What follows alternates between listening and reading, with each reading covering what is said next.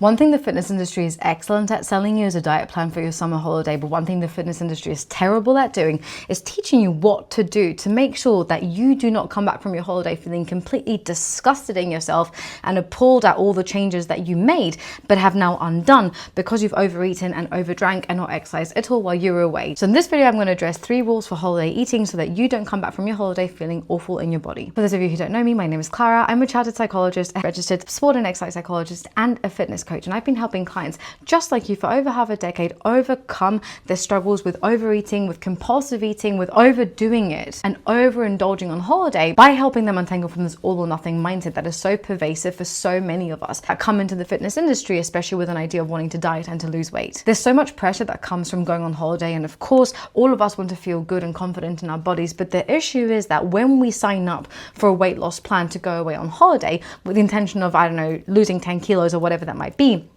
very frequently, we don't think about what's going to happen when we're on holiday or what's going to happen when we come back. And because often these diets that are prescribed for going on holiday become incredibly restrictive over time, it means that when we're locked in, we're mega super ultra locked in on the diet itself. But then when we're on holiday, we find ourselves pressing the fuck it button inevitably, almost like already in the airport, you know, tanging pints or whatever that might be, and going away, pressing the fuck it button, eating in a completely disinhibited way because we've been so prohibited of certain foods for such a long period of time. And that means that so much of the holiday is ruined because every single day we go to bed feeling ashamed and disgusted with how much we've eaten, feeling really bloated, feeling really ill, and not really knowing what to do, almost like making plans for how we're going to lose the weight again when we come back from holiday. But then because it's not a holiday to look forward to, we basically stop going to the gym, stop giving a fuck about how we look, what we're eating, and we then have to repeat that same process of dieting in a very rigid way for a holiday the coming year when we realize that it's been 6, 8, 9 months since we did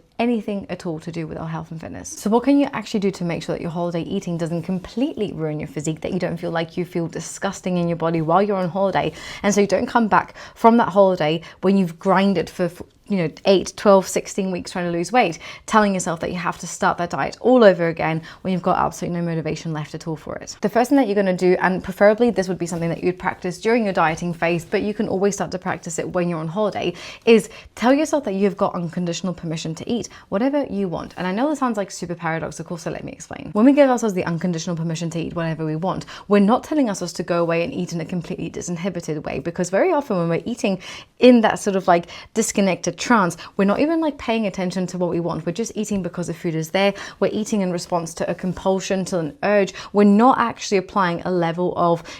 regulation, self-regulation, emotional regulation to those eating decisions that we're making moment by moment. And so what the unconditional permission to eat actually does for us is it allows us to ask the question of what do you want to eat in this moment, which inevitably requires us to stop, pause, be present, and attune ourselves to our current sensations in that moment and go, actually, given all of the options that are available to me right now, what do I genuinely want to eat? And I can bet that eating and overeating in a totally disinhibited way every single day is probably not what most people would genuinely want to do, because it doesn't feel particularly nice. Overeating to the point of, extreme fullness, of extreme bloating, it's not pleasant and it's not a good time. And not only does it make the eating experience quite unpleasant, but like anything that you end up trying to do afterwards, if you then want to go to the beach or to the pool, or if you're going to bed because you're having it like after an evening meal, you're going to feel so much discomfort that it's going to take away from the actual holiday experience, which is then going to make you feel even worse when you come back from that holiday. So practicing giving yourself that unconditional permission to eat whatever you want is about learning to pause in the moment, ask yourself, if I could eat anything and no foods, like let's just imagine that we had a magic wand and like no foods had a label of being good foods or naughty foods or bad foods or whatever it might be. If I genuinely could give myself permission to eat anything at all, what would I want to choose? What do I genuinely want right now? And that is going to start to help you make more regulated and more informed decisions based on how you feel in that moment. It's going to stop you from thinking positively or negatively about certain foods. It's going to stop the shame response when you eat certain foods that your mind is deemed to be worse. And as a result of that, you're not then going to end up eating even more in response to that shame because you've already fucked it. So applying that unconditional permission to eat is rule number 1 for eating when you're on holiday, to come back not feeling awful in your body. Rule number 2, and I guess, I mean, you know, I'm saying these in order, but they all relate to one another. And of course, based on your own experience, you can maybe like apply one before the other depending on what you need. But rule number 2 for the sake of this video is to actually start being present when you notice thoughts of shame or self-disgust being directed at you from your mind, when you make certain food decisions that are less optimal for health. So of course, if you've been dieting for going away on holiday, you've probably been eating a relatively clean diet, a relatively whole food diet, which means that you've probably started to ascribe negative thoughts, if you hadn't already, to eating foods that are more unhealthy or categorized as being more unhealthy, which means that when you go away on holiday and you suddenly find yourself eating those sorts of foods, you're going to notice your mind being like, fuck, that's bad, that's not good, that's disgusting, you shouldn't be eating that, all that type of thing, okay? What often happens is that when we have those thoughts, because they're very unpleasant and because they make us feel like we're a failure, like we're not good enough, we try to avoid those thoughts, okay? And the more we try to avoid those thoughts, the more we try to not eat those foods, the more we try to say that those foods are bad, then the worse we're going to feel when we inevitably end up having them, okay? You're going to have ice cream when you're on holiday unless you're literally allergic to dairy and don't like ice cream or something like that. Or if you're like me and you're vegan and you don't like sorbet and you can't find anywhere that has got a decent, you know, normal gelato that just doesn't contain any dairy, that you are going to end up having ice cream or alcohol or pizza or whatever it is that you want. So when you notice those thoughts of shame, of you're a failure, whatever your mind kind of is producing as a thought, or you're discussing your fat, you're going to gain weight, etc.,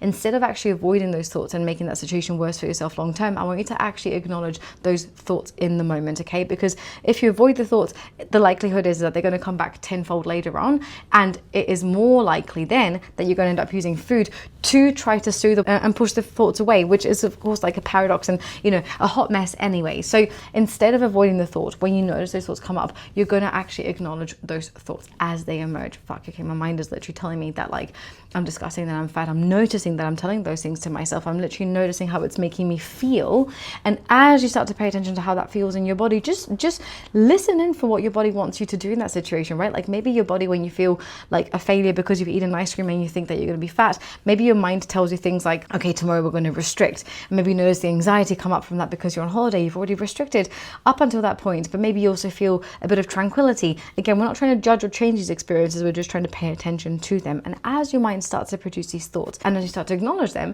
it's about recognizing that you can come into your body and that you have got control. Like you can have a thought of you're not allowed to eat that ice cream, you shouldn't eat that ice cream, and you can still make the choice to eat that ice cream. You can also acknowledge that you feel like a failure and that you want to press the fucking button because you've had one scoop of ice cream and that you should continue to eat, right? You can acknowledge that that thought is coming up, and you can come back into your body and recognize that, okay, I'm having that thought, but like I'm in control here. Like I get to make a choice as to how I proceed. I get to make a choice of pausing, of checking in with myself, seeing how full I am, deciding whether I want to eat more or whether I don't want to eat more, okay? And one of the best things that you can do to remind yourself to just be anchored and grounded in that moment, especially if your mind starts to panic about thoughts of like, am I going to binge? Am I going to overeat? And like, what's going to happen? It's just about gently take a look around you, just taking in the environment slowly. It's almost like a way of biohacking your brain into thinking that you are safe, okay? We've got to remember that when we're in a threatened state, when we're anxious, when we're stressed, our attention neuropsychologically, neurophysiologically actually narrows.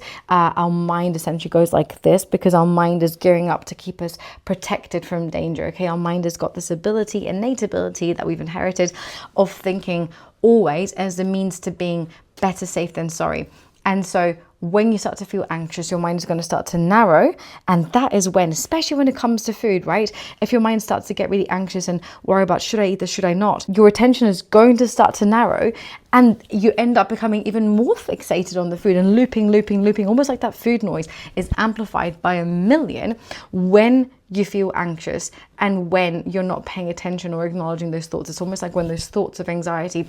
come up there and like you literally can't see the wood from the tree. So acknowledging those thoughts, coming into your body, those are the first 2 steps to follow. But then to pull yourself out of that anxiety or to create a bit of distance, not stop the anxiety because it makes sense in context, but to create a bit of distance between you and the anxiety,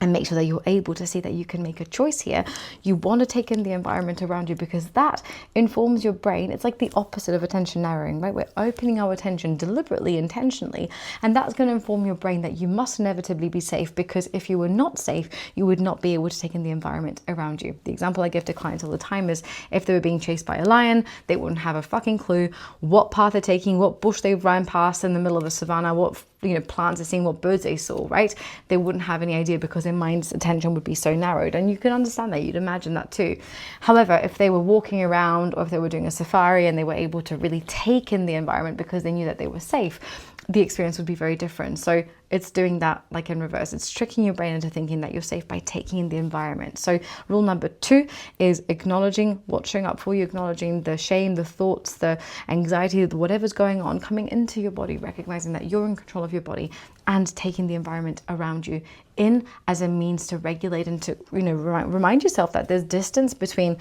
the thoughts that you're experiencing, the fear, the press the fucking button, the all or nothing, whatever that might be, but reminding yourself that you have a choice in that situation. And finally, the third rule for holiday eating, so you don't come back from your holiday feeling awful in your skin, is to download my self-sabotage stopper. And I know this is a shameless plug, but genuinely, the self-sabotage stopper is a 5-minute step-by-step process that will help you regulate yourself in those moments where you literally feel like your hand's about to go over the fuck it button and you're about to decide that you fucked it for the rest of the day and that you might as well just binge and feel disgusting, even though you know as you wake up, as you're about to press the fuck it button, that you're going to regret it, even though you feel the anxiety of overeating, but the excitement of overeating at the same time, all of those things bubbling away in the background. That is what the self-sabotage stopper is for. You can download it, you can screenshot it on your phone, literally the step-by-step process to follow, so that in those moments you don't end up pressing the fuck it button. And even if you found yourself, ending up, I don't know, grabbing 3 Nutella-filled croissants for breakfast at the all-inclusive buffet, and you feel like you fucked it for the rest of the day and that you might as well binge, but deep down you wish that you could stop it from happening, the self-sabotage stopper is still going to help you in those situations. Make sure that you don't end up overdoing it to the point that you feel sick, that you feel like you have to diet the next day, that you have to restrict, when you know deep down that you're not going to actually restrict the next day, when you know that you're just going to feel disgusting, when you know that then you're going to feel really self-conscious about whether your holiday clothes are going to fit you or not, etc., etc. And you can download it completely for free. Literally, it'll get into your emails straight away from the link in the description. And trust me when I say that I've got client after client after client with whom I've shared this with whom I've applied these techniques with, and time again, they tell me that they can now go on holiday and experience food freedom, not gain weight from the holiday itself, come back feeling just as good and able to continue to live their lives without feeling they have to come back from a holiday after dieting for a while and feeling like they have to diet again because of how much weight they've gained on holiday. So to summarize, if you're going on holiday and you've spent a lot of time losing weight, making sure that you feel the best that you can do for going away, and you want to make sure that you don't ruin it while you're away, that you don't press the fucking button, and that you don't come back from your holiday feeling awful, you need to make sure that you give yourself unconditional permission to eat whatever you want. When you start to get stressed, you need to be able to acknowledge the thoughts that are coming up, come back into your body and regulate yourself and ground yourself by looking around and taking the environment in and situating yourself in the here and now. And finally, you need to download the self-sabotage stopper, because it will literally be your guide and tool for in those moments when you start to panic and you are about to fuck it, or you've already fucked it and you want to pull it back and you don't want to continue to indulge in those thoughts. And if you do those 3 things, I can guarantee that you're going to come back from your holiday feeling so much better, not feeling disgusted, not feeling like you've ruined everything, and able to continue with your health and fitness journey in a much more positive and consistent way. Thank you so much for watching the video. As always, if you did like it, make sure to subscribe to my channel and like this video so you don't miss out on any future uploads. Thanks again, and I look forward to seeing you in the next one.